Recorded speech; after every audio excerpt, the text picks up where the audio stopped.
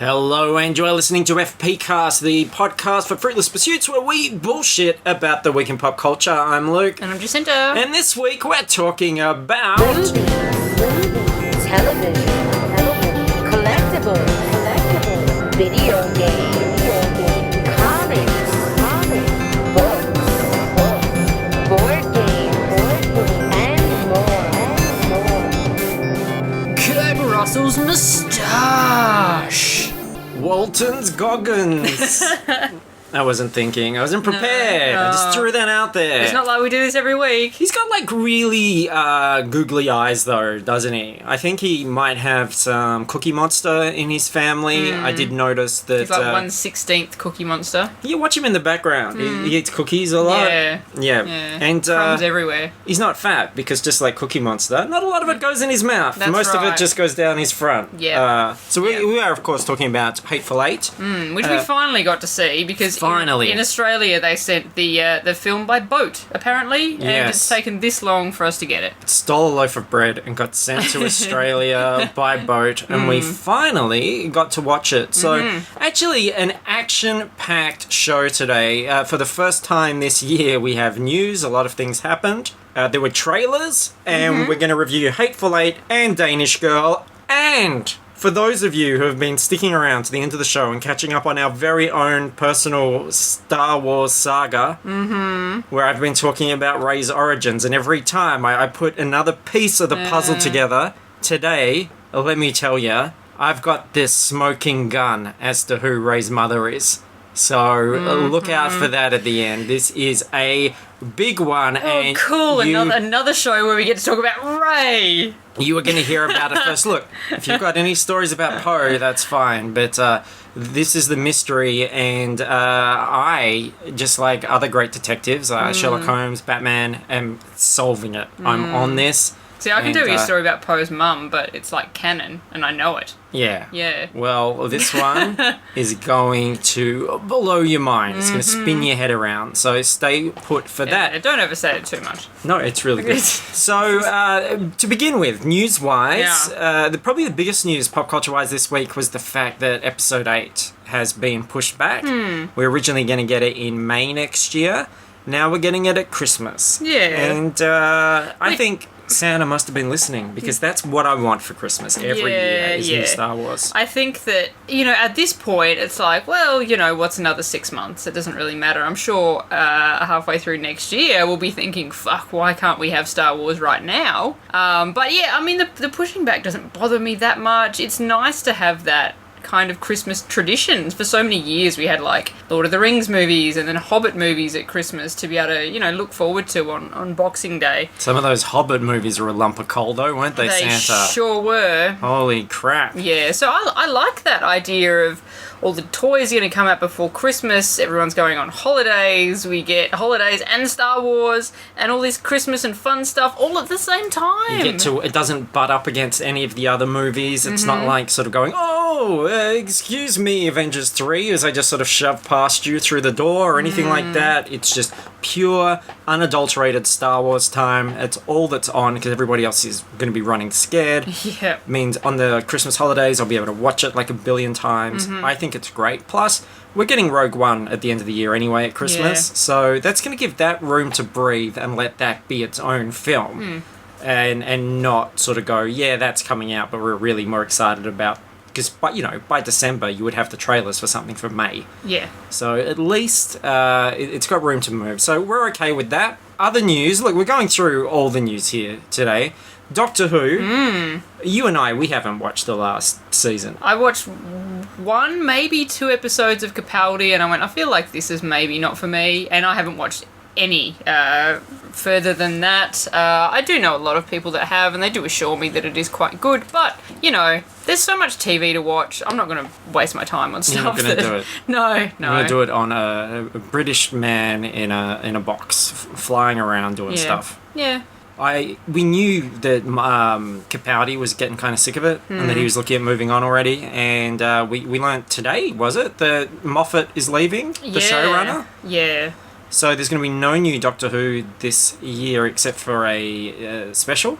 And I imagine that the whole point of that special will be to pass the torch to a new Doctor. Because if you're going to come back after a year with a new showrunner, that's a very good time to switch your Doctor. There's no point bringing Capaldi back for 6 or 10 episodes if you're sick of it. Yeah, when you're doing a big reboot, new look Doctor Who. So I think that makes sense. Yeah, and I mean, people have been calling for Moffat's head for so long.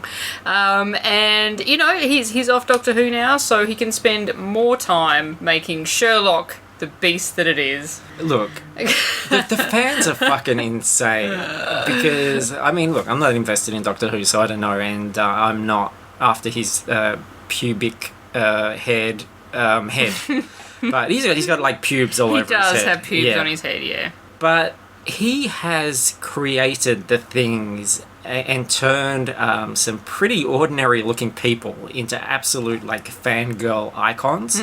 So the fact that they rally against him, like they wouldn't give a shit about Benedict Cumberbatch if he hadn't created Sherlock and hadn't built him up as that character. Same with David Tennant and Doctor Who. It's just something about what he's done and that legacy that people seem to just conveniently ignore to complain about I think sunglasses the or whatever. Tennant years were Russell T Davies, not Moffat. Okay. Moffat came on later. Well, there you go. Yeah. So I don't know. Well, you know. So why am I? I'm not an authority to talk about this shit. Yeah, I mean, well, neither am I. Neither of us are at this point. Neither of us actually neither of us care about Doctor Who anymore. care. We used to. We don't anymore. We don't care, but we figure someone out there cares, so we should mention it. Yeah. I'll tell you what I'd like to rant about more than that is this DC event. Now, for some reason, Batman 5 Superman has been getting a pretty rough trot. Did you see that? There's an article, I think it was posted on our lovely Facebook page, which said it showed the new Suicide Squad posters, which I agree are excellent. Yes. Very, very cool. But it was like, it's not just enough to go, these are really awesome. It was like, look how much better these are than the Batman v Superman ones and how shitty they are by comparison. And then they show you these Batman, it's 3 posters, Wonder Woman, Batman, Superman, all looking just like the characters, Batman in his Dark Knight armor. And they're like, these look really shit. And I'm like, they look great too. Like, it's a different choice. Yeah, they look like a very different emotional choice. Like, they're very nice posters. They're just not fun, which I don't think the movie's going to be. So that's fair enough that the poster doesn't have fluoro colours and crazy shit on it. And people are complaining about the lack of colour. And it's based on... It's like, if you want colour, go and see the fucking new Alice in Wonderland movie. Well, it's inspired by Dark Knight Returns. And I'm correct, right, in thinking that for the last 30-odd, 40 years, whatever, that's been something that everyone's liked. Like, they've been like, that's really great. That's the thing they hold up as a really great Batman story. And you've got Batman there in his exact armor from that comic. And the palette of those posters is the palette of the book. So when we all said we liked that book and it was really awesome, we did, like, actually not want it to be a garish Technicolor thing. It's like a whole different tone. It's a different thing. So I think that's crazy. And we'll talk about the Suicide Squad trailer when we get there.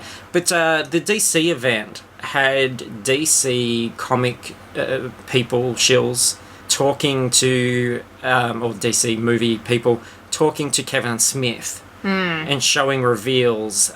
We saw some of the Patsy Jenkins Wonder Woman. I'm not talking I don't feel like I'm very fluid today. You're fine. I'm okay? Fine. Yeah. I feel like Hateful Eight has just lulled me into another place. Anyway, we saw some of the period piece Wonder Woman movie with Chris Pine. I liked it. Looks fine. I think it looks quite good. Like, it gives you that kind of almost Captain America-y Peggy Carter period vibe thing. I like it. Felt exactly like First Avenger to me, that sort of time. And that's not a criticism. That's what it was. Fine, great. It's one of those movies, actually. You know, DC tends to get ahead of itself. It says, we're going to do this, and it doesn't usually happen. And when they said, and we're going to do a solo Wonder Woman movie, I'm thinking, well, is that ever going to happen? And the fact that obviously it is, we just saw a whole bunch of shots from it and they're making it, it shows you that they're more committed than they've been in the past, that there's actually some progression here. So I'm impressed with that. Yeah, and I've got to admit, I was not in any way that interested in a Wonder Woman movie. She's never been a character that I've, been like, oh, I can't wait for the Wonder Woman movie. But now, after seeing that, I'm like, I'm looking forward to that movie. You've never wondered about that woman? I have never wondered about that woman. She's not a woman you wonder about. No. Because it's it on the surface, it all seems like, yep, I know what I need to know. I mean, I don't need to know. wonder about Megan Gale sometimes, but like she's not Wonder Woman anymore. No, that's true. So I don't need to wonder about that woman. Stop wondering about her. Yeah. That mystery's solved a long time ago. Gal Gadot, she's down to come to Supernova this year. I suspect she probably won't come. So if we do wonder about her at all, we can ask her those wondering questions that we have. Look, I'll go, I've got a question. I've been wondering, and then I'll just look at everybody and go, Wink. Hey, and they'll be like, yes, what's your question? And I'll be like, I'll see myself out, and I'll leave. No, so I have a point to all this. Okay, so they show then some sort of concept art, little clips of Cyborg, and of Aquaman, and of, was there somebody else? Oh, Flash. Oh, yeah. Yeah, and we saw also some concept art of them all together. Now, I've been very supportive of DC and what they're doing, because I think the people that are saying, oh, that shit, or whatever, or that doesn't look as good as this, or comparing it to whatever, is ridiculous. I think it all looks fine. It's all the superhero stuff, to be honest, really just kind of blends in together. They all share very similar tropes, and, they are what they are. You're either into it or you're not. But I really think DC's marketing problem isn't the posters or anything. It's that fucking event that they showed, and using somebody like Kevin Smith, who is the fat aging fanboy who's dressed the same as he was 20 years ago in his Silent Bob kind of shtick. Yeah. And he's not the person you need to convert. That's ridiculous. And in fact, he represents, and if you watch Comic Book Man or listen to the podcast and you see those guys, they are the thing that really we should be rallying against.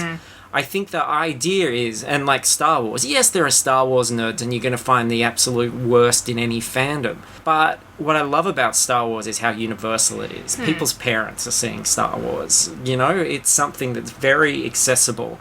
And you're taking these very broad strokes, these big sort of mythic good, bad stories, these kind of modern day myths, legends, however wanky you want to get about it, and you're putting them out on the screen.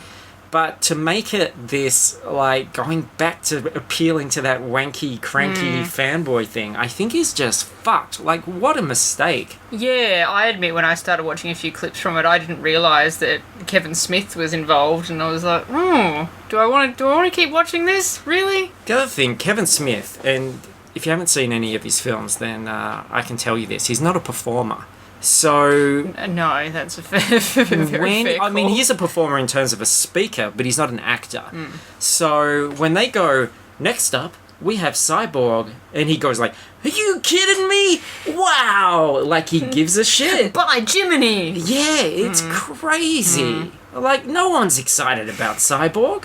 And the other thing is, when you hear Kevin Smith is on his podcast, when he talks to people who are comic professionals and stuff, you realise his knowledge is actually very, very limited. He's collected stuff and he kind of likes the whole mythos, but he's just as much of a casual fan as most of us are. So he doesn't know that history anyway. So the idea that he's that excited about it all is kind of crazy.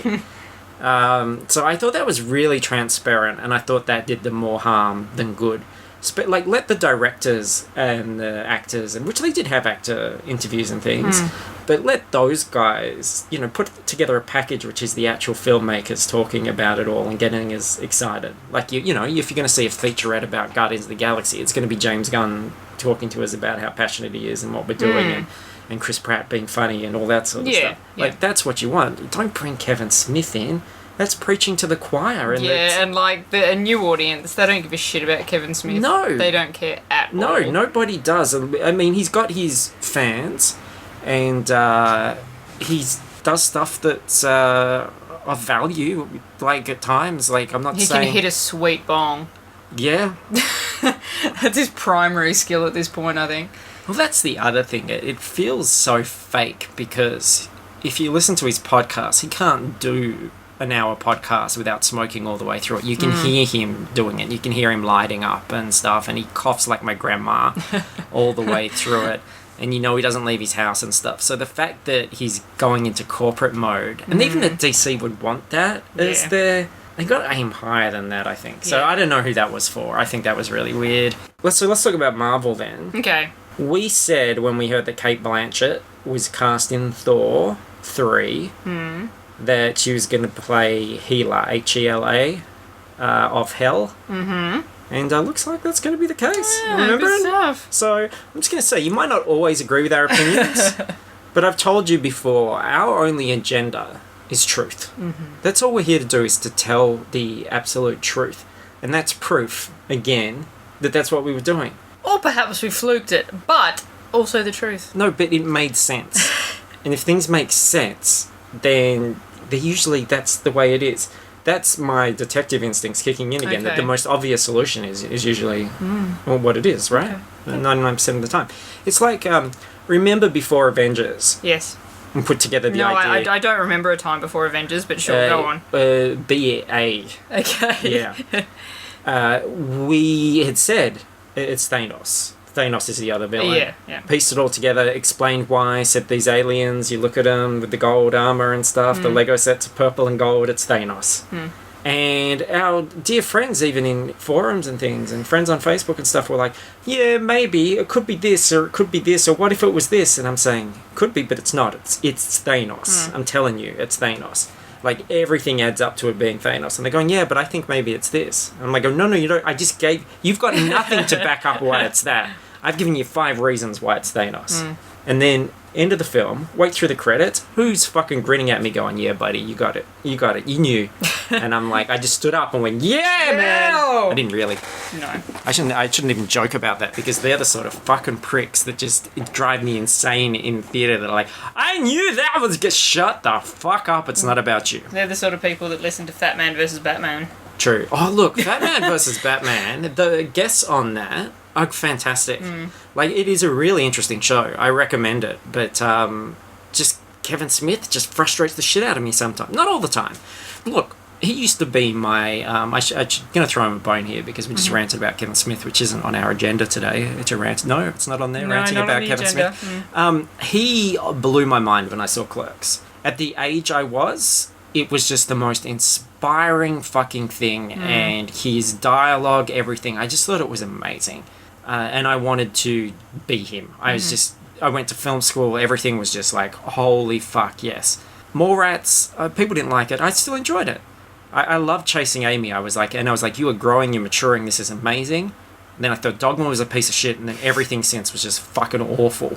You watch old YouTube videos of him talking to a crowd, and he is like the smartest guy in the room. He's charming, he's witty, he's got charisma, he's like telling these stories. He's just a storyteller. He's fucking amazing. I love it. And now he seems to have, and this isn't me being like, I know I'm getting to be an old man, so there's going to be some get off my lawn, don't do drugs, kids kind of things here.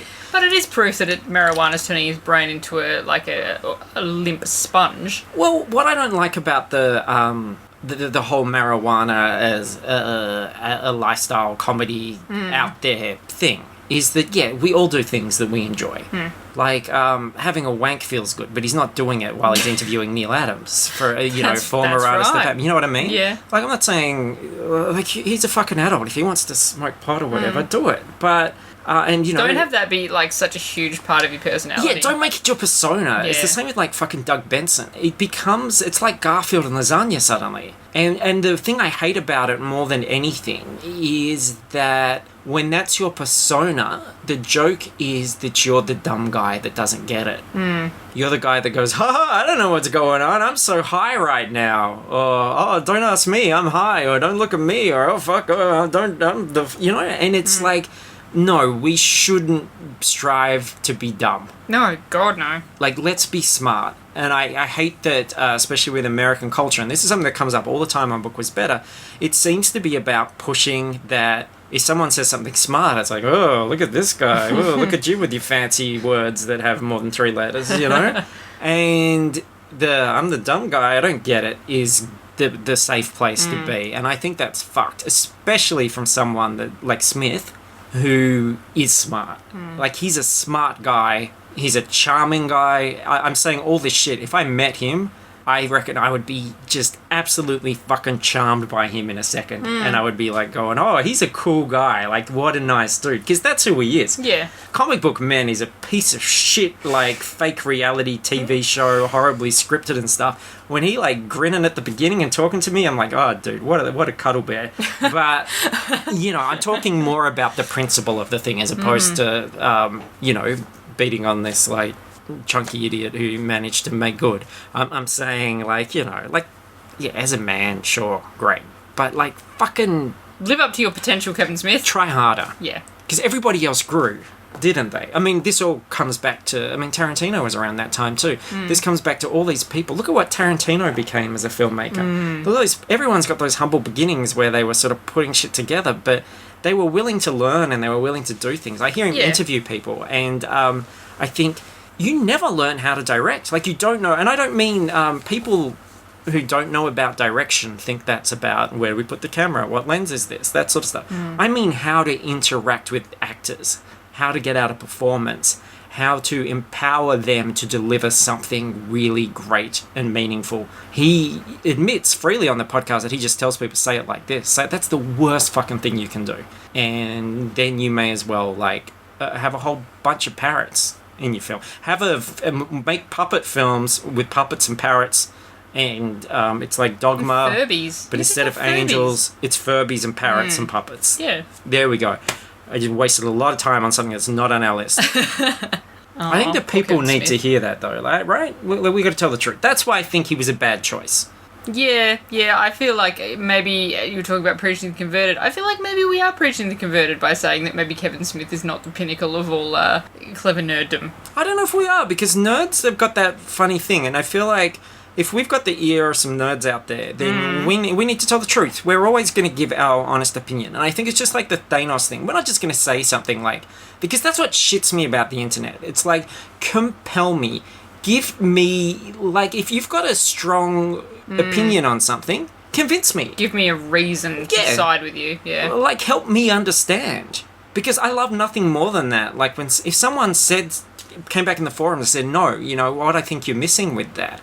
Look at our good friend Sarah, who we were talking about The Big Short and talking about the American situation and being very light about that, who comes into the forum and says, in a very well-reasoned manner, what you're missing about this whole banking thing and why people, you know, is this situation, explains it all, and it's compelling. Yeah, it was great. It was great you understand to learn all that and stuff. you go, great, and it's so good because then we both understand things. Like, she gets our perspective from the outside of the perception of America, and we get to find out from the inside where we're not being informed enough.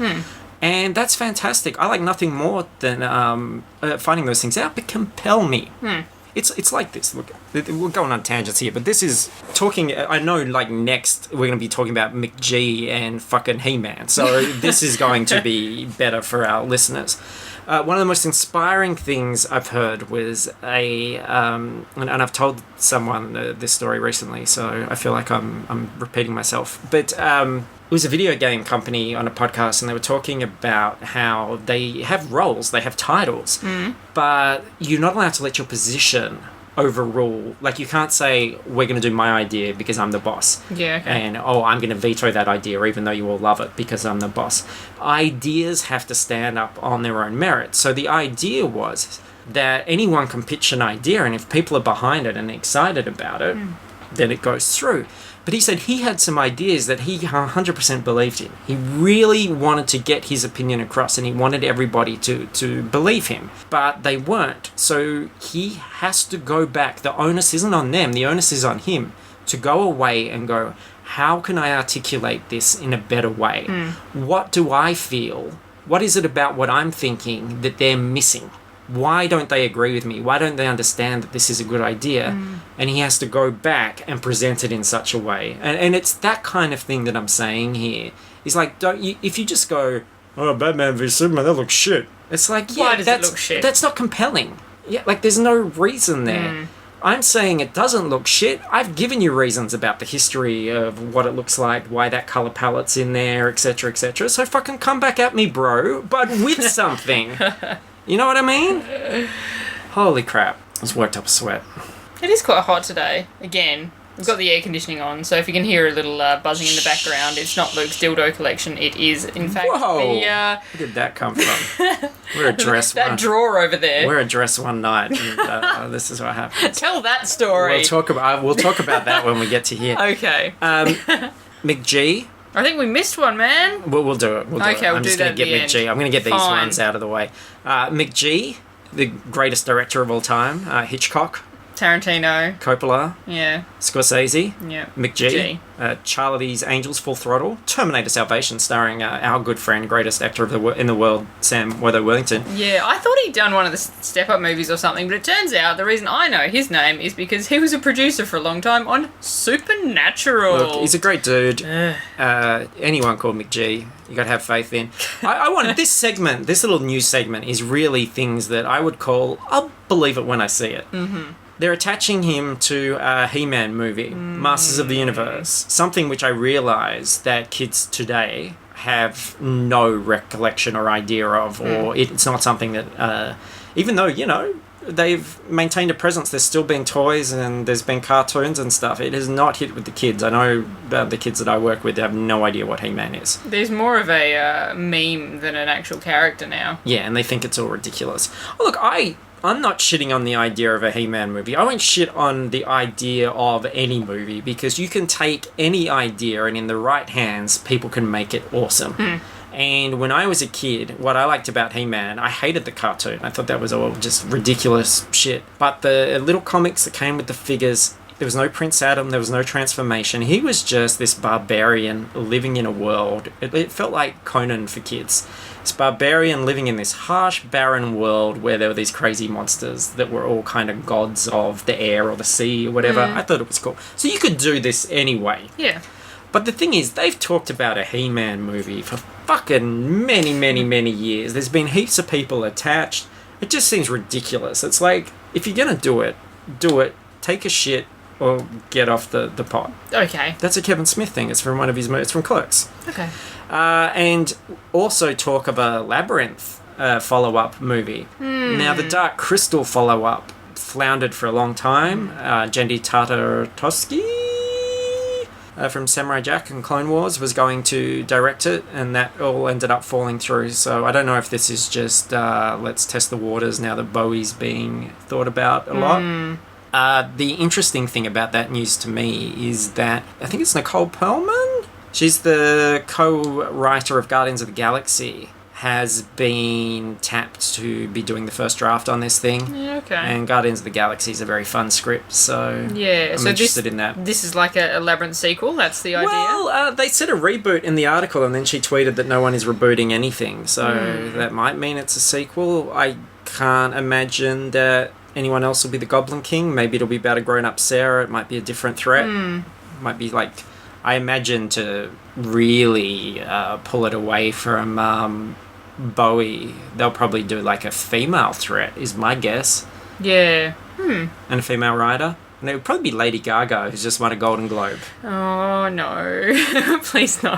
Please no, don't. I hadn't thought about that before, but that's exactly what it would be. If they greenlit this tomorrow and made it, it'll be Lady Gaga. Yeah. Because she just won a Golden Globe. She's a legitimate actress. And she's like weird and quirky. And fuck. I don't want it. Totally, no. That's what would happen. Let's bury this movie. I'd be watching. I'm fine. Yeah, I know you'd watch it. I'm fine with that. No. Oh, talking to Guardians of the Galaxy, did you see the rumour today about who one of the villains might be? I have not caught up on You might not know this character. Yeah. But if it is, and James Gunn's the sort of like loose cannon that may very well do this. Yeah. Ego, the Living Planet. I have no idea who that is. It's just he's a planet. Okay. And he's got like a grumpy face with a beard. Uh-huh. And he's got a big ego. Yeah, right. I think rumours are that it was based on John Byrne, the curmudgeonly, old-timey artist that we like to make fun of. But yeah, I mean, think about that. Like, what a role. Imagine trying to sell action figures of that guy. But what a role for someone. Like going, I'm playing Ego, the Living Planet in Guardians of the Galaxy 2. Nice. I've got a big round head. I'll fucking do it. So yeah, I think it's just amazing. I'm excited about that. Yeah, right. Yep. Interesting. Maybe he's one of the... aren't they having like 64 new characters or something in Civil War? Maybe Ego, the big planet guy, will come down and go, "Oh, Captain America, stop fighting!" In Infinity War, yeah, sorry, Avengers 3, which will be in 2 parts. Yeah. God, it's all too much to keep track of. I was at a party last night where, which was awesome, by the way, but where nobody knew who the Avengers were. Which is crazy. Pretty much, yeah. We're just like, Avengers? Nope, I haven't seen it. And it was like, yeah, it's just a really huge movie. One of the biggest movies of all time. I wouldn't think too hard about it. I will get there. And then the last little thing. So a lot of news today. Half the show is news. Crazy. Well, could be a third of the show. We don't know yet. Well, yeah. Deadpool coming out. And he did a Australia Day message. Because it's Australia Day on Tuesday. Yeah, yep. So he did a little message, and it was a minute long, Deadpool talking to the camera, and I instantly feel sick when I see something like that is coming out, because Americans with their Australian stereotypes and their knowledge of Australia and their attempts to do the Australian accent are never very pretty. And I thought, because it's Deadpool, everyone's automatically, oh, it's Deadpool, he's so funny. Everyone's going to think this thing is great, and it's just going to make me weep inside. He's going to do something really obvious. He's going to talk about Crocodile Dundee or Shrimps on the Barbie or something like that. So I watched it with the reservations. Now, it is actually quite funny. It is, yeah. His Wolverine stuff is funny. Yeah. And his Australian accent isn't bad either. It starts off well, and then it starts to go a little bit Irish towards the end. Yeah, he does that thing. The Americans don't get that we don't say can't. Yeah. And ass. We say can't and ass. So that always happens. So he says can't, and it suddenly throws the accent completely out. So yeah, he hasn't studied that one too much. But yeah, it was kind of funny. The hat thing was funny. But then, fuck you. He did the shrimp on the Barbie thing. I can't believe that. Like, it's the most obvious low-hanging... I cannot believe just that America would be obsessed with one advertisement from how many fucking years ago? Like 30 years ago or something? Yeah. That'd be like us going, America, where's the beef? You know? Like, that's insane to me. Plus, it's not even like he goes, oh, you guys say that. Like, we don't say that. We don't even call them shrimp. We call them prawns. That's an American thing, you fuckhead. So, I can't believe Scarlett Johansson married that guy.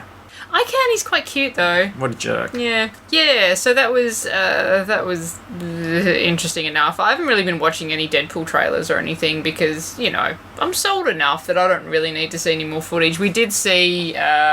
the trailer from Christmas, I guess, that neither of us had watched. At the movies today. And that was, you know, kind of fun. I think that was the first time I'd watched a Deadpool trailer and sort of went, oh, this is actually quite immature. I'm still down for it, but this is, This is pitching at an audience that I normally wouldn't consider myself part of. Yeah, that's the funny thing is I feel like that hardcore nerd audience is like really, oh yeah, Deadpool, this is going to be so awesome. Like, this is the best thing because... he's saying fuck, and there's boobs, and there's gore, but it's also like a superhero thing. And it's like, well, we live in a world now where the best TV shows are full of people saying fuck and gore and boobs. You know, that as an adult, you can access that wherever. So for me, it feels like this kind of, but comics aren't for kids anymore. Like, I read comics, but look at this thing. This is like a real adult thing. And it's like, it's not though. It still really feels like a very teenager thing. It's a teenage boy. Thing for a teenage boy, yeah. It's a teenage boy movie. Yeah. And it's going to be one of those things that... You know, I mean, do kids have sleepovers anymore? I don't know. There's going to be like some 11-year-old, 12-year-old kind of hangout, holiday, sleepover party, and then, you know, in a couple of years' time, they're going to be like, psst, we've got Deadpool to watch. And that's going to be the big clandestine thing that they watch. Go and see it at the movies, and they'll fucking love it. Like, as a 12-year-old, you would think that was the best movie of all time. Yes. I'm sure you would just think, you know, this is so good. It's like, Isn't it like a MA or something here? You wouldn't be able to take a 12-year-old kid to it. You take them. Well, you have to be accompanied. Oh, really? Yeah, I think so.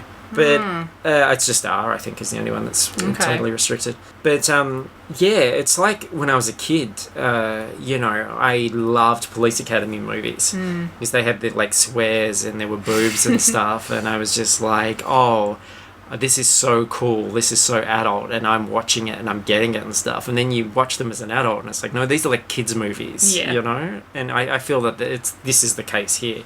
If anybody's there going, oh, now my hobby doesn't seem so silly because this is an adult movie, it's not. It's a movie which is absolutely pitched at like a 12, 15-year-old boy and has that sort of humour. And I love sort of off-kilter stuff, and I like darker stuff, but I don't know, I don't think it's going to replace Bad Santa or something for me, you know? No. I like things that come from a more adult and genuine place, perhaps. Yeah. It's going to be crowd-pleasing, but I think in a very sort of cloying way. I'm looking forward to it, though. It's probably our first big genre film of the year, isn't it? Yeah, I think so. Yeah. It's beginning of Feb or mid-Feb. Yeah, a couple of weeks. Yeah. Definitely we'll give it a shot. And we may as well, while we're talking about Australia Day, mention our plans for Australia Day, because it's just around the corner. We're going to do a special Patreon episode. We are, yes. Of FPcast. So if you're a Patreon subscriber doing the $5 a month, you'll be able to get this, or... great loophole. If you just want to hear it, you can pay $5 and then listen to all the archive of stuff and then get out if you want to. Yeah. But what are we doing, Justin? Do you want to announce it? So, you have had your ScarJo A Go-Go series going for quite some time now. Yep, we're going through the filmography of Scarlett Johansson. We thought, what an opportunity to, expand on that. I mean, you've done everything ScarJo's done. Yeah, that well is tapped up to this point. Yep. Yes. I'm up to date. Very, very tapped. We thought, you know what? Let's do a Wertho A Go-Go. Let's look at the movies of Australia's best bloody actor, Sam Bloody Worthington. Yeah, and Australia, in actuality, is like a big brown country that kind of looks like the head of a dog. But if you were going to embody that into a person, it would be Sam Worthington. Oh, absolutely. Yeah. From his blistered, because the sun's so hot it could fry an egg, blistered bloody toes. To the top of his shorn head. Sam Wertho. Absolutely. The best bloody actor in Australia. Oh, obviously, in that world. Yeah. Because he was in Avatar and that's the best movie ever. Although Force Awakens might eventually be the best movie ever, but I'm sure he'll wiggle his way into Star Wars at some point. So I'm sure he will. I'm sure everybody will have been in a Star Wars movie at some point. Because they are going to go forever. Well, everyone's in a Marvel movie now, so it's only a matter of time. So I'm very impressed about that. So we thought, Wertho A Go-Go for Australia Day. Let's just, because he's like fucking, he gets into movies and he's punching shit and just being awesome, and there's explosions and he's fanging around and stuff. And he's just like stealing the focus in every scene that he's in, because, best bloody actor in the world. You can't stop looking at the bloke. So... thought, why not? Let's do that. So we're going to do ScarJo A Go-Go style, but it'll be Wertho A Go-Go. It'll be a special episode, and we're going to do it for bloody Australia. So you do not want to miss that one. You do not. Cobbers, because it's bloody Wertho A Go-Go, mate. It's going to be a cracker. It's going to be sick as. It's going to be such a cracker for Australia Day. Yeah. And fuck off the fireworks. We're going to, record it on Australia Day. So we're going to be full to the fucking brim with Australia. Yeah. Right up to our eyeballs in Australia. It's going to be true blue, fair dinkum, dinky dime, mate. Yeah. And I'm going to come over here with, a fucking Australian flag tied around my neck like a cape. Yeah. Yeah. I'm going to get an actual Southern Cross tattooed on my neck. Yeah, right. So that everyone knows where I'm fucking from. Yeah, and I'm going to get, all the shitloads of transfer tattoos that you can buy at the shops and just put them all down my arms. I'm going to have, a full Australia sleeve. And if any fucker comes near my house, I'm going to yell out, fuck off, we're full! Yeah. At him. Yeah. Because, bloody, mate... let's just keep Australia Day to us Australians, eh? Yeah, and like, you know, if I come in the house and I complain about anything, you'd be like, fucking love it or leave it. Love it or leave it, you fuckhead, is what I'm going to say to you. Even though, look, you're my bestie, that's what you'll get on Australia Day. Well, it's fucking Australia Day, isn't it? Like, I'll say, you know. shut up, why don't you stuff your fucking filthy gob with some chips? Because we having chips, right? Yeah, I hope so. Chips. All right. Yeah, of course. We're going to have some fucking Chico rolls. It's Australia Day, dickhead. I'm the head for dim sim, mate. That's true Australia right there. Yeah. Fucking yes. So look out for that one. Anyway, that's going to be happening. We're going to be doing it on Australia Day, so depending on, it may be available Australia Day night or maybe the next day. Yeah, depending on how into Australia we get. Yeah. Yeah. How far in to the bush. So, trailers. Yes. Christ, we're not even... You know, this is our big Hateful Eight. There are people that clicked on this going, I'm ready. Tell me about Hateful Eight. And, maybe we'll just do like a little comment under the episode just going, hey, click to Hateful Eight at like 52 minutes. Maybe we'll just say, hey, just if you don't like it, fucking leave. Mate. Trailers. The Suicide Squad was the big one. And this was scored to Bohemian Rhapsody. Had Wertho's nearest relative, Jaiko. Jaiko, yes. In it. Or maybe Edjo is the nearest. You know Edjo, I learnt this while doing the Superman Returns. He was offered Superman at one point. Oh, really? Yeah. Can you imagine an Edjo soups? No. Fucking balmy, mate. Yeah, no, I cannot. Edjo's been in Star Wars, so, you know, really, it's only a matter of time. He's your Uncle Owen. Yeah. He got burnt to a crisp. He did. Shit. He's a crispy Edjo. Crispy edges. He's got crispy edges, yeah. So, the Suicide Squad trailer, that's actually one of the comic book movies I'm most anticipating now. It just looks really fun. Yeah, I was kind of, I guess, tempering my expectations because we hadn't seen a lot from it, and I was like, well, you know, we're going to go and see it anyway, you know what I mean? So it was just like, whatever. I'm down for this. This trailer's great. It's a lot of fun. I'm liking the look of the characters. I loved that bit with Captain Boomerang with the beer. That is my favourite thing. And they really gave him a prime spot there because when you're listening to Bohemian Rhapsody post Wayne's World, when that headbanging bit comes up, that's the everything kicks in moment. And you are always just like breathless for that moment. I can't tell you how many parties I went into the 90s. Well, not good parties, but where some dickhead put on Bohemian Rhapsody, and as soon as that point hit, everyone was headbanging. Yeah. So you're just waiting for that moment, and it just as it happens, complete silence, and then bloody Captain Boomerang. What a legend. He might have appropriated the word, but just has a sneaky beer. Just has to guzzle a beer before going into battle. And I do like the fact that he's not like confidently drinking the beer. He's not like, I am here, this is my beer, I'm drinking it. He's like, oh fuck, I'm just gonna have a quick sneaky beer before I fuck off and do whatever I'm supposed to be doing. What's everybody else doing? Oh fuck it, I'm just gonna drink my beer. And I enjoyed Margot Robbie in that very much. Yeah. I really hope that Captain Boomerang is really fucking obnoxiously Australian. That will make me very happy. I don't mind it if it's from a legitimate Australian perspective. I think, one, it's excellent that they've got a real Australian there. Yeah. I think it would have been a disaster if it was someone doing that fake, like, Ryan Reynolds bullshit accent. So I think that's great, but I hate it when Americans try to write Australian language because you'll never get it. The great thing about Australian slang is it's going to be crazy things. It's going to be stuff that you're never going to come up with if you haven't been around there. And there's a certain filthiness about it that I think an American's just not going to discover. Yeah. So work with him. Like if he can contribute to that and sort of find some of those things. That was like Hugh Jackman voicing the Easter Bunny in that Rise of the Guardians. He was able to say, look, these are the phrases that I should say and stuff. So he said, like, you know, he was talking about the eggs. He was saying something like collecting a few googies. You know, like, and the American's not going to come up with that. No. So, but then it's like an I guess a foreign audience going to kind of get the gag, you know what I mean? He had an egg in his hand. Well, he did, but yeah.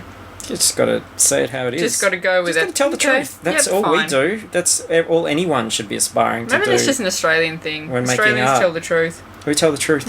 So, yeah. So I'm happy about that. And then we watched the trailer for a film called Keanu. Yeah, which I think it came out a bit earlier this week. I hadn't watched it before today. People were going pretty crazy over it, and I thought, oh, this is going to be great. Maybe not as great as I was expecting. No. No, everyone was like, oh, it's going to be this, like, it started off maybe like a little bit kind of meant to be kind of a John Wick kind of joke thing, like with the something happening to the animal, which is named Keanu. It's And then definitely a spiritual successor to John Wick. And then they have to go and, infiltrate this gang to go and get their kitten back. And it was a bit like, I don't know, we saw the trailer for Ride Along 2 today. Oh, and yes. it felt like that, maybe pitched a little bit smarter, but still not something that I'm really jonesing to see, I've got to say. No. It almost felt like, I get it. I know those guys had a sketch show. I feel like that's your parody trailer in your sketch show. Yeah, like you could see the jokes coming a mile away. Like when they're changing up their language and their voices when they're interacting with particular people. You know how that joke's going to go. And then suddenly, that's how that joke goes. Yeah, I think I don't need to see 90 minutes of that. No. I think I've got it. I Yeah. get it. Yeah, that's I clever. That's understand a the movie. twist on Yeah. John Wick, and that's Keanu, and it's a cat instead of a dog, and Yeah. these dorky guys are going to infiltrate some badass gangsters, and they're going to be fish out of water, I can tell you. Mm-hmm. Yeah. Yeah. It looked like it was shot on an iPhone, though, so I can't imagine it's going to be in a cinema anytime soon. No. Yeah, oh well. All you weird internet cat people can go and see the cat movie. Whatever. Yeah. I didn't It's like the Ride Along 2 trailer either, by the way. Oh no, that looked like shit. My nerves is bad. Yeah. His nerves is bad. His nerves is bad. You know what is bad? His nerves? His nerves is bad. Yeah. I Can't didn't- blame the guy. His nerves is bad. I don't think I've even seen number 1. I don't, like, why is there a number 2? I don't know. It was the first movie to beat Star Wars at the box office for the week. Really? Yeah. No way. Yep. That's what I'm telling you, America. Let's not glorify Wow. dumb things. The only good thing about, I think they were doing it as a thing for Ride Along, is Conan went out with like one of his interns with like Kevin Hart. There's Kevin Hart in that movie, isn't it? That's Kevin Hart. Yeah. And they went and did all this stuff. I and didn't went- realize he was a midget. No, neither did I. Yeah. Yeah. And they go around and do all this funny stuff, and that was really funny. And then seeing this trailer for this movie that he's promoting, which is not very funny, it was just a bit disappointing. I think he's under a lot of stress. Like, I think I heard that his nerves is bad. They sure are. Yeah. Ain't nobody got time for that. No. I think that should just be on the poster. Like, My if you didn't nerves like is it, bad. His nerves is bad, so you got to cut him some slack. Ride Along 2, : His nerves is bad. Loose colon. Yeah. Yeah. I'd love to take a red pen and fix up that script. Imagine that if you had like Ride Along 2 and then you had the grammatically correct version of Ride Along 2 starring like Tom Hiddleston and Benedict Cumberbatch. Oh. My nerves are bad. Yeah. It's not the same. I agree. All right. We're going to finally talk about... Hateful Eight. It Hateful is going to be Eight. like 52 minutes in. Yeah. Yeah. Oh, Yeah. it's not as long as the film. God, how long was that film? 3 hours. Okay, I've talked so much. Hateful Eight. What do you reckon? Oh, okay. So, look, I guess we don't really need to explain the general plot of this movie at all. Everyone overseas has already seen it. You probably know the general gist. They're all stuck in this cabin. There's a blizzard, and they're all quite awful people. I think as a movie, it's really not my favourite Tarantino. I enjoyed it. I found the start of it quite slow. We saw it first thing in the morning, and I found myself like yawning and kind of not being particularly engaged. But from chapter 4 onwards, it really kicked into gear for me. I liked all the characters. I liked all of that, but it just wasn't grabbing me at first, and it felt. Once it got going, it didn't feel particularly long, and it went through very, very quickly. But yeah, that first half for me was a bit bit of an ordeal. It's not my favourite as either, but I almost feel that that's a bit redundant in a way because it's never going to be anybody's favourite because it's just not of the scale of some of his other films, and you can totally understand that with his kind of output and what he's done with things like Inglourious Bastards, that sometimes you've got a quieter, smaller story to tell, and I think it's more of a... I think I've said spiritual successor already in this podcast. I'm going to say it again. Spiritual successor to Reservoir Dogs in the sense that you could almost make it a stage show. Yeah. You know, it's almost a play. So it is a very contained piece and it is a very simple story. And there is some non-linear storytelling in there which makes it a little bit more complex, but not really. No, if you watch that in order, it would be an incredibly simple story. Yes. So there's not a lot to it at all in terms of the characters' motivations and everything. I really did enjoy it. I was out last night. I was feeling pretty wrecked this morning and thinking, you know, this isn't the first thing I want to do, and was thinking 3 hours is going to feel long. And I've got to admit, even though it's a simple story and it's not one of my favorites, that 3 hours flew by for me. I was engaged the whole time. I never felt that it was long, and I wasn't even really aware of the time. And in fact, when that title came up and said the last chapter, I was like, oh shit, okay, you know, we're here. And that's a testament to how much I enjoy his filmmaking, because I trust him in a way that I don't trust other people. If it was McG, for example, I'd probably be there at the beginning going,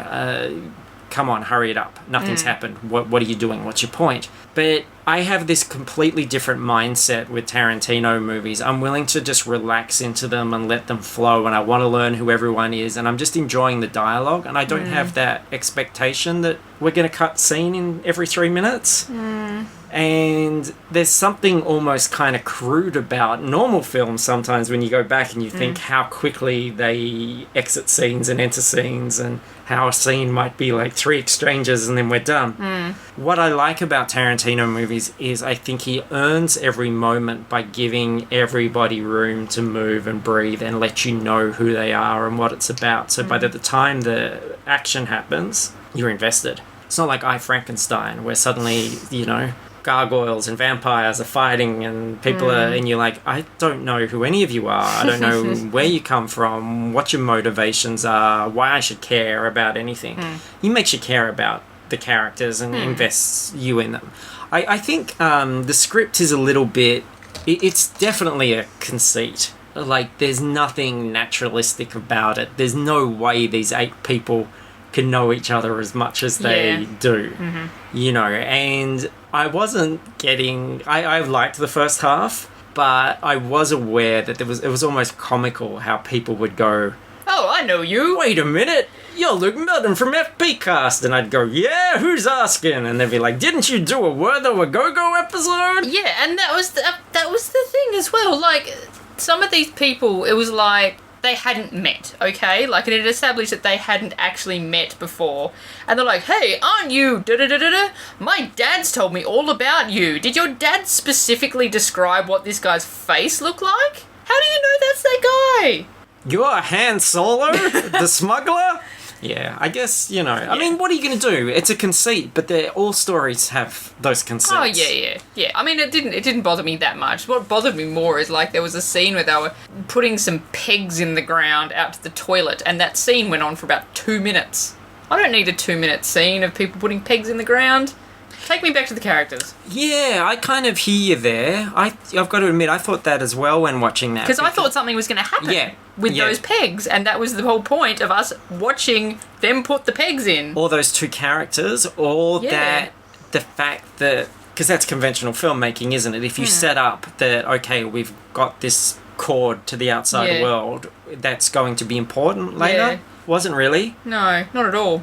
Yeah, it's funny. I was even looking for things, because I think it's got to... That's the one that really, really stood out to me. It's just like, just tighten this up. Just tighten it up, Quentin. I wonder if that was for the music, though, because the score... Oh, that was amazing. ...is wonderful. Oh.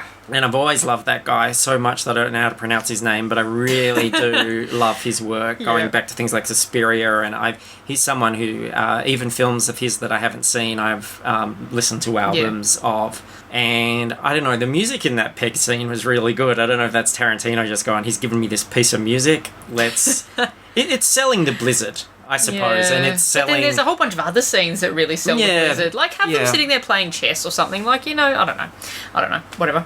But, and that's the thing, like, even a kind of, Tarantino movie is still a really good movie. Oh, fuck yeah. Like, in terms of Tarantino, sure, I'm not going to rank this above, like, Inglourious Basterds or Pulp Fiction or any of those other ones I like, but, But I don't think he would either. I don't think that's what this movie is but it's going to about. be better than half the shit we see this year. Yeah. I think that's something that's always a little bit difficult with his work to a degree. It's like his script for Dusk Till Dawn.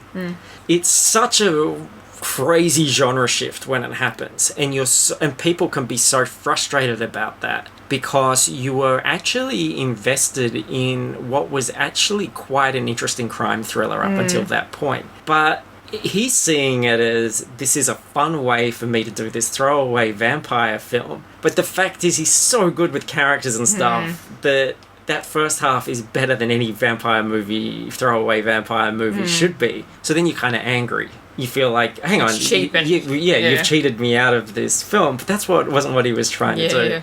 And I always got the impression with Hateful Eight that it was a smaller script. It was basically an 8-hander. It was all set in one location, and this was his... I've done big movies like Django. I've done big movies like Inglourious Basterds. I'm going to throw this thing out.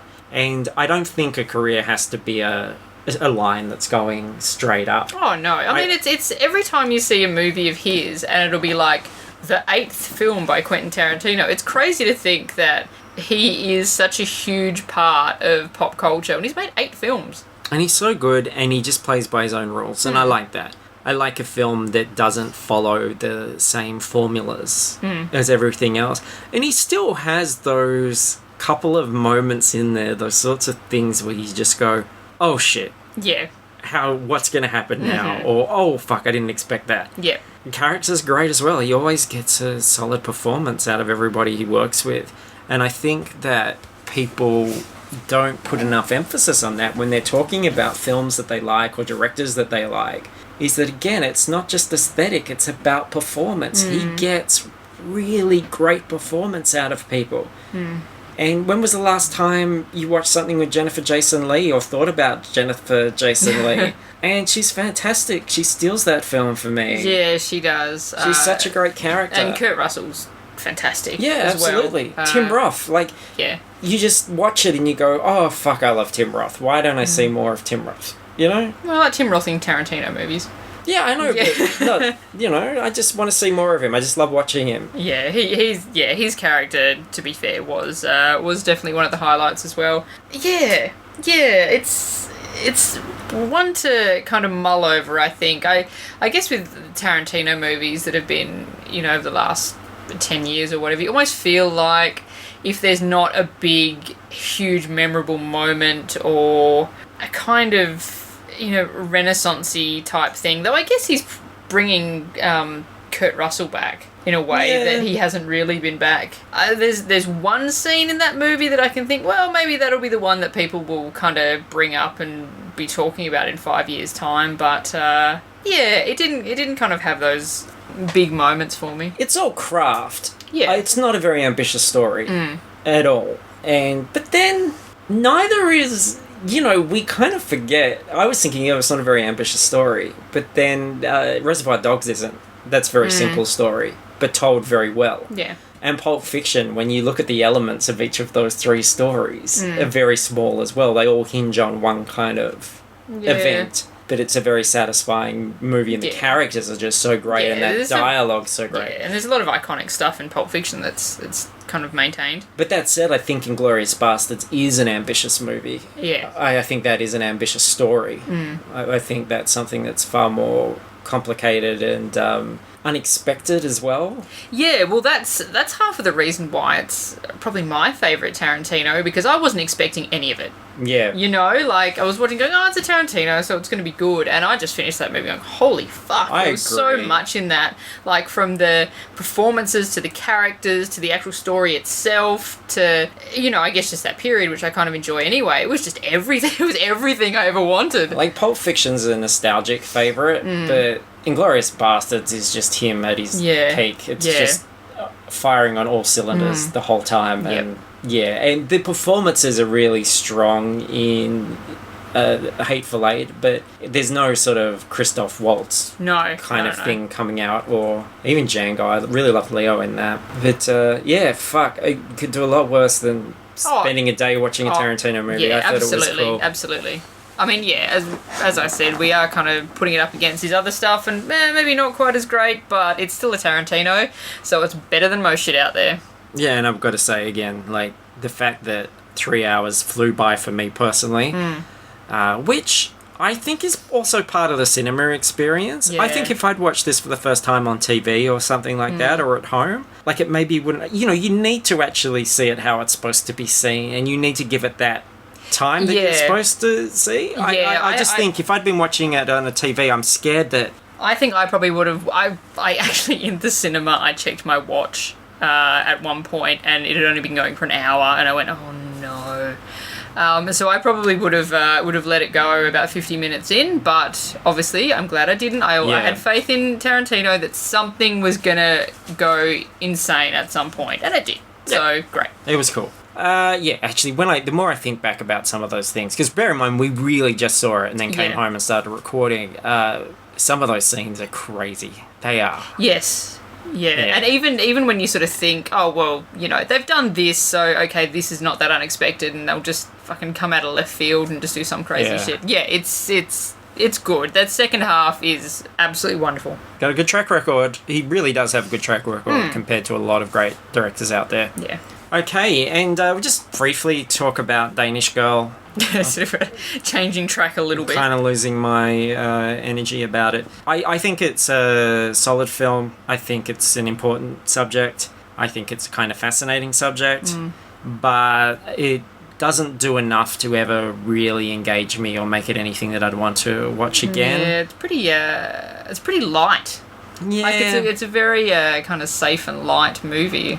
And Eddie Redmayne, I can absolutely feel the sincerity of what he's doing. Like, I think he's an actor that absolutely 100% obviously invests in what he's doing and really feels it. But for me, even though I knew he was approaching it in a very sincere way in his eyes, I thought there was something kind of affected and over the top about it that made it harder for me to connect with that character. Just that sort of wistful, wispy kind of nature to it, where I felt that I needed to see something just that little bit more grounded to make me feel it. Does that make sense? Yeah, no, absolutely. That's exactly how I felt about it. So, but Alicia Vikander as his wife, she was very good. She was the standout for me, and we've seen her in a lot lately, and I've enjoyed her, but she hasn't been the standout in a film.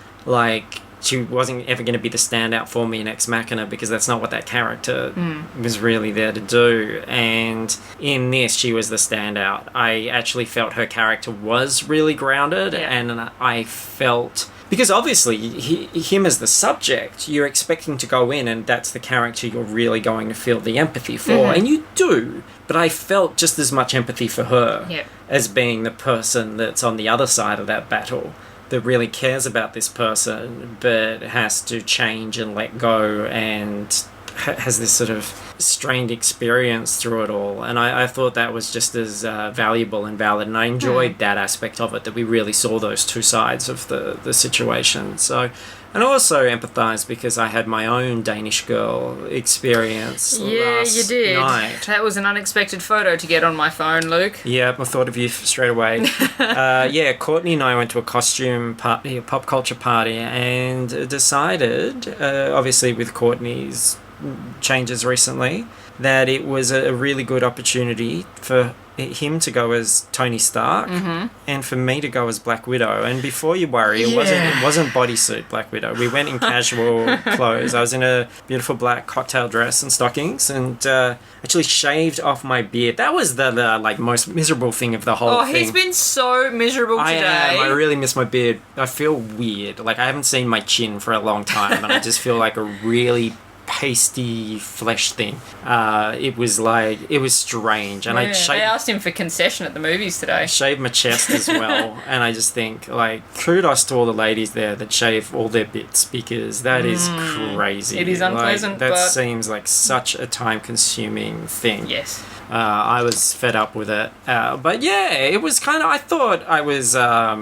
I'm a little bit chubby at the moment. I've started a regime, which I know a lot of people say that. People go, I've started this thing, and everyone goes, bullshit. But I'm usually, when I actually apply myself, I'm usually pretty good. Yeah, you do. There's no secret to it. Like, I'm not surprised at being chubby. I know exactly why I'm chubby at the moment. I know what I did. So, there was that. But I thought, despite that, I was a pretty reasonable facsimile of a lady. Did a pretty good job. It was received very well. We had a lot of fun. It was really great. And now I'm very, very eager for my beard to grow back. Yeah. I feel like the little prickles underneath, and it's just like, come on, just come out. You don't need much. I don't need the full thing back. I just want to not be pasty white face. You can grow a handlebar moustache like Captain Boomerang.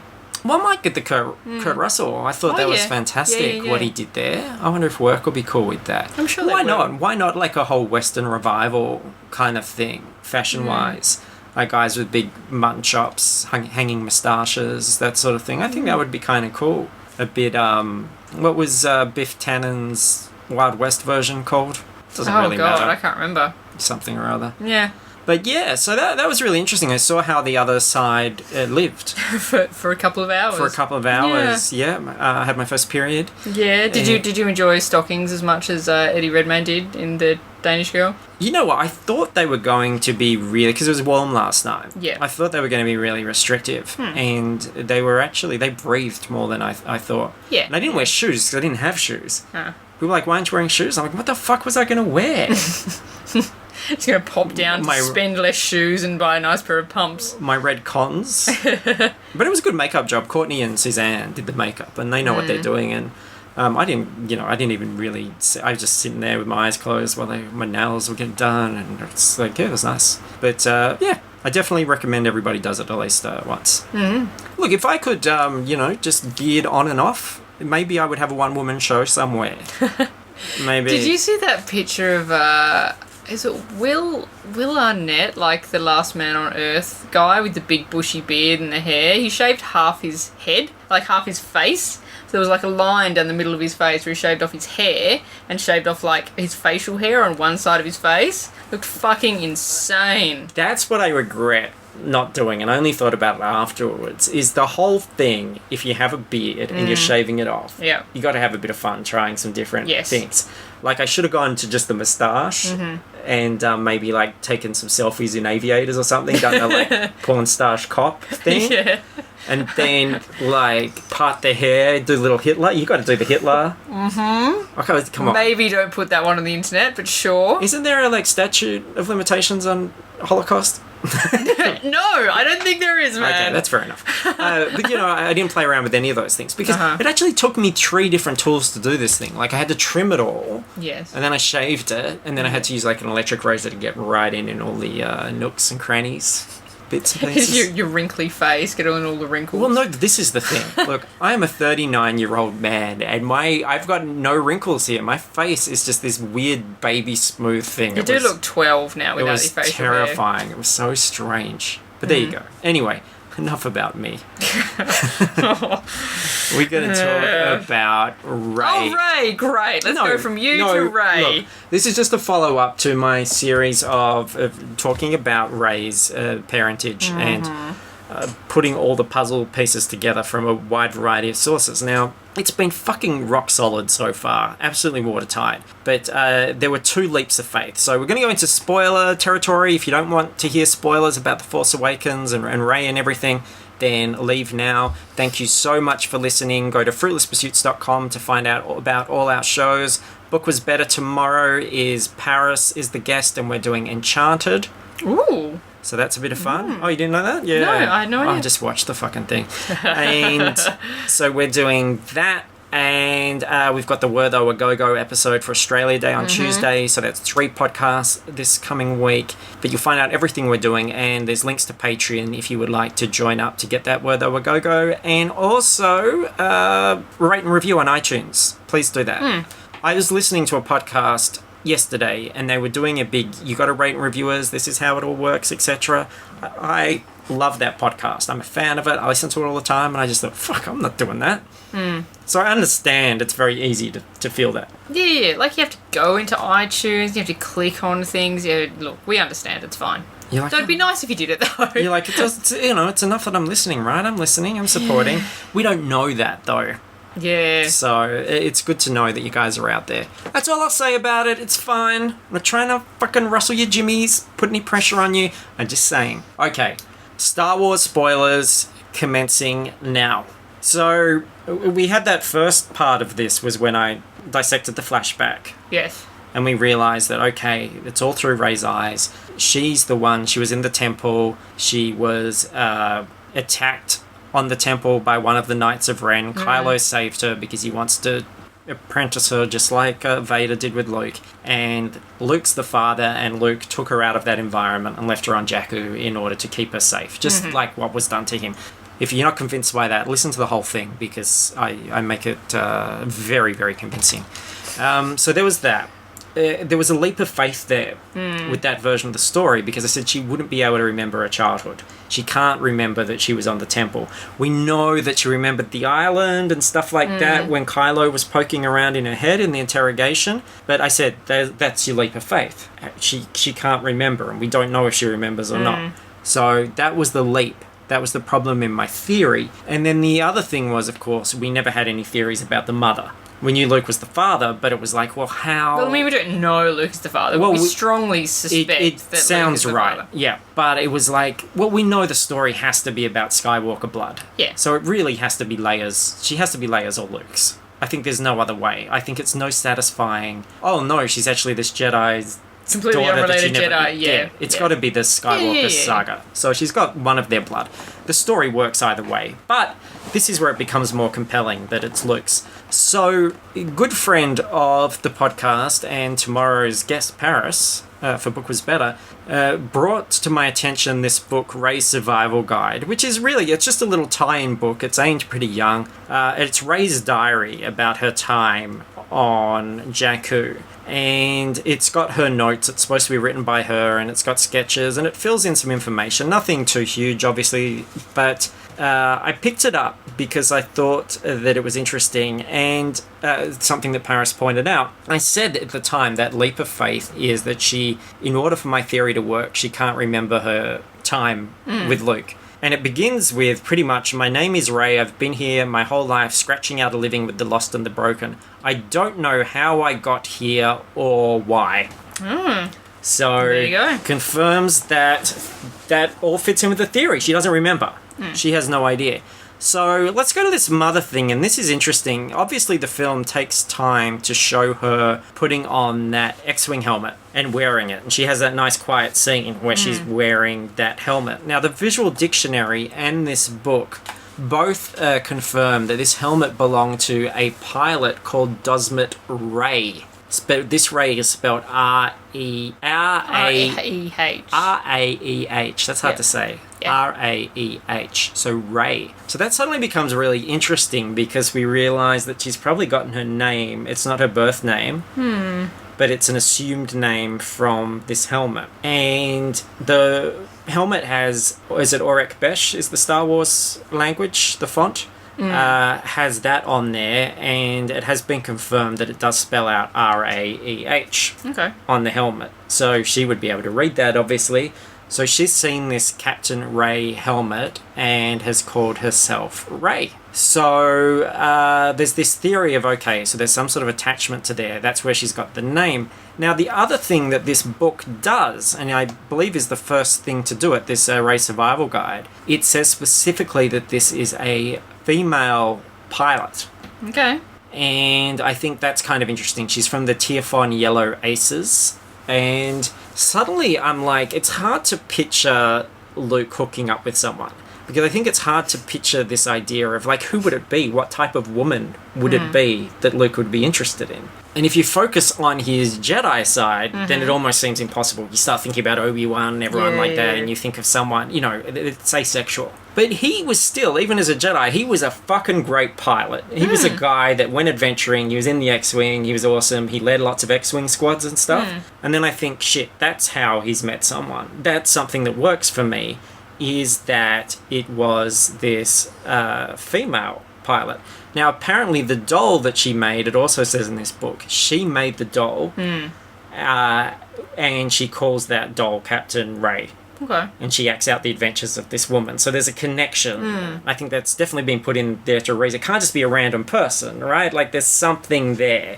It's the namesake and everything like that. So there are theories. Once I started looking this up and this Dosmet Ray person, there are people that have theories. Maybe this is Ray's mother. And that clicked for me because I thought, yes, I can imagine. That's how I can imagine Luke, like, out there flying with people. We've seen new female pilots in The Force Awakens, going on adventures, like shooting shit, flying these things. That's the person you're going to end up fucking one night, is the other pilot. Yeah. Well, that's basically the canon story of Poe's mother. That she was an X-Wing pilot on Yavin. Yeah. Yeah. So they like to fuck. They had these crazy parties. Luke rear-gunned her. He was her rear gunner. Yes. Got into a Dax. Uh-huh. Gave her a Porkins. got right up in her wedge. I can't think of any other ones. But, yeah. Got right up in his Snap Wexley. Now, this, though, is my contribution to this.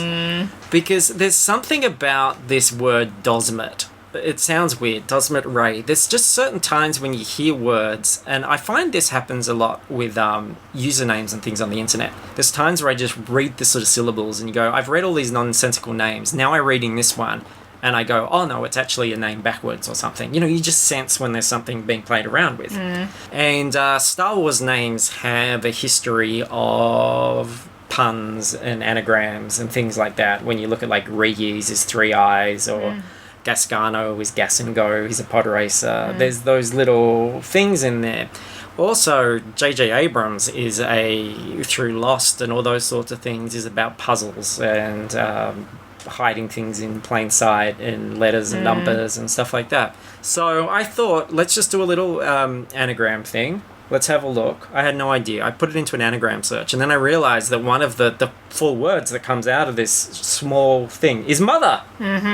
So mother, right? And that's interesting, but what are the remaining letters? Because mother alone, I mean, there's a lot of words that come out of that. D-A-I-S. No Y.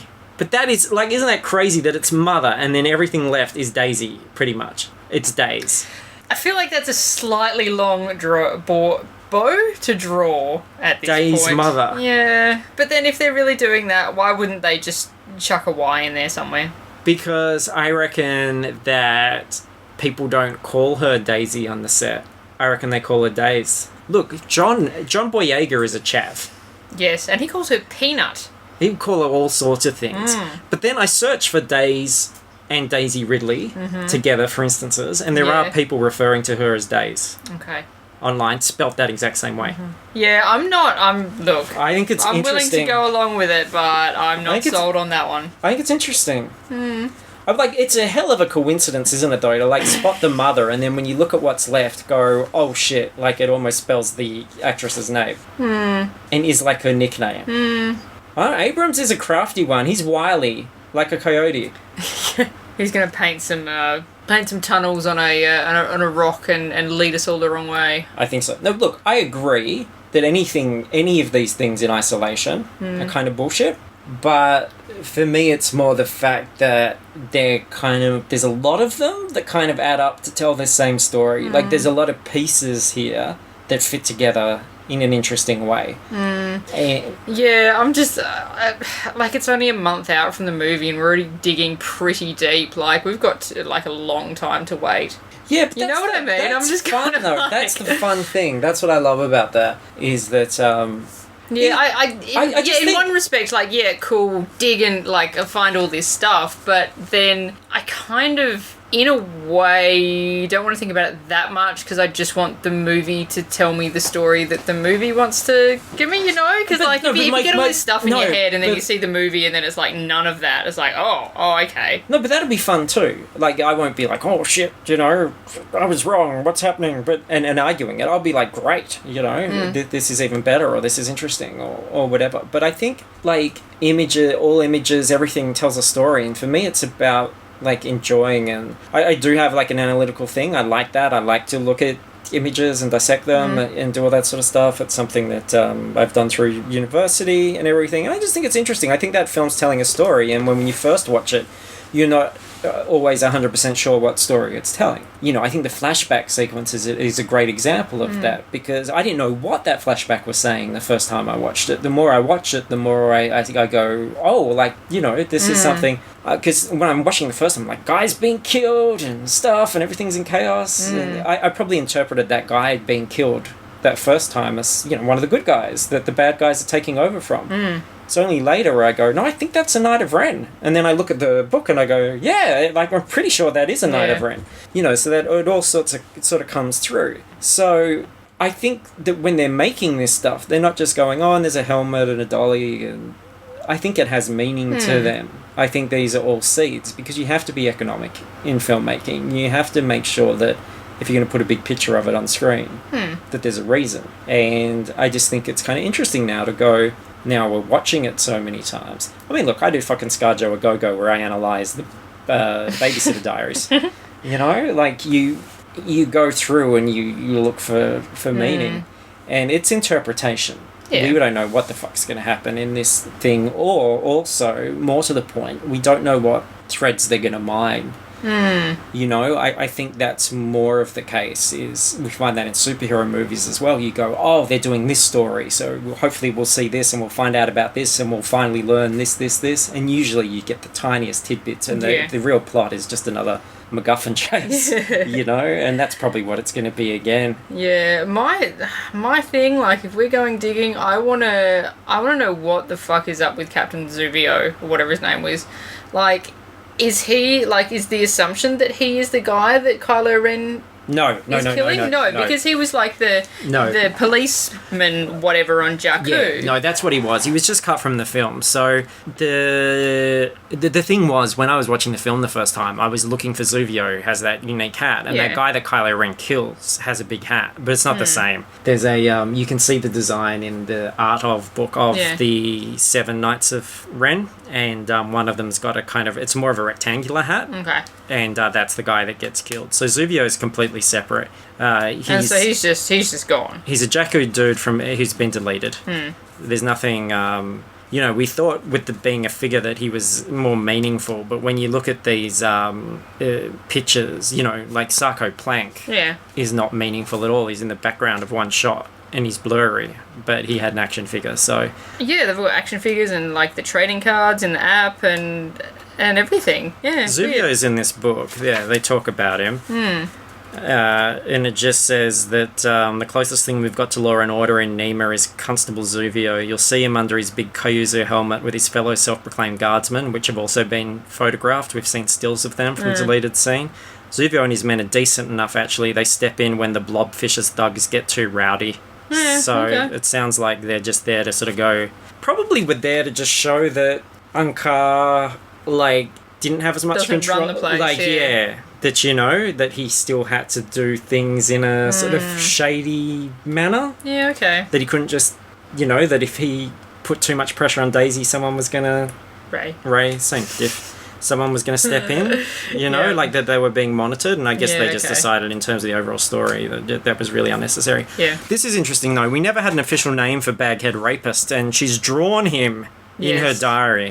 You know, look out for this guy. And she talks about the fact that his thugs always wear masks and stuff to keep themselves hidden because everyone is trying to look legitimate. But she recognises them. And while it doesn't specifically say, this story's written next to a picture talking about people wearing masks. It's got a picture of Baghead Rapist, and she says that she sees a guy called Masked Serco who wears a mask, and she knows it's him. So I wonder if that's him. She also says he has a metal leg, but maybe if he had a metal leg, we wouldn't know because he's wearing pants. But she'd know because she's fucking attuned to that stuff. She knows mechanics, man. She knows her way around something. She'd be able to stick a torpedo in his exhaust port if push came to shove. I'm sure she would. If he was getting a little bit over-friendly. Yeah, so there you go. Yeah. That's all I wanted to say. Okay. Okay, don't fucking judge me. I am. I just think that that's some really tasty food for thought Okay. on our menu. Another big show. It is. We need to look. We're giving Tarantino shit for not keeping things tight, Yeah, and people we are not ones to talk. They're like, what, you thought that was boring? Jesus Christ, I wasn't talking about McG making a Master of the Universe movie, you dickheads. We were talking about Kevin Smith for 20 minutes. I know, sorry about that. A lot of those things, like at the time, you're just like, yeah, I've got all these things to say, and then in the back you're like, who cares? Like, that's just silly. Oh, why does any of this matter? Ricky Gervais tells us that nothing matters. Well, you know, that's funny, because last night I'm meeting new people, and I met some really lovely people, and, you know, we talk about, well, what do you do, etc., and I mentioned the podcast, and then they're like, a couple of them like, oh, cool, we'll listen.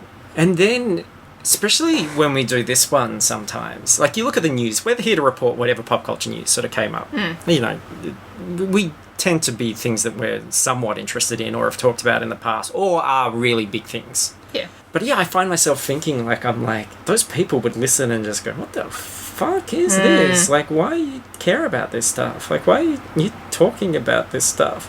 But then, obviously, there's a lot of us interested in this stuff. It's kind of... Yeah, and I mean, even our show specifically, like so if this one was the very first one that a bunch of people listened to, they'd be like, why are they excited about Sam Worthington and why are they talking so much about Kevin Smith? Like, they are two very irrelevant things to be talking about.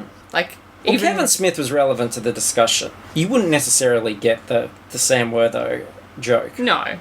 But yeah. But even then, like, you're like, oh, they're talking about Kevin Smith, this is not something I care about. But do you think, though, that that's more about... But that was a lot of other things, though. Right? Like, that's talking about movies and growing and personas and the whole, like, pot thing. There's a lot of things in there. That was quite deep. I think they would just probably, beyond the content, just find us very charming. And I think maybe that would be enough to be just like, wow. It's kind of, I could hear them talk about, what's something dull? Taxes. Kevin Smith. Kevin Smith, yeah. I could hear them talking about, I don't know, like Kevin Smith or Mick G and the Master of the Universe for an hour and a half, and I would love it. So there you go.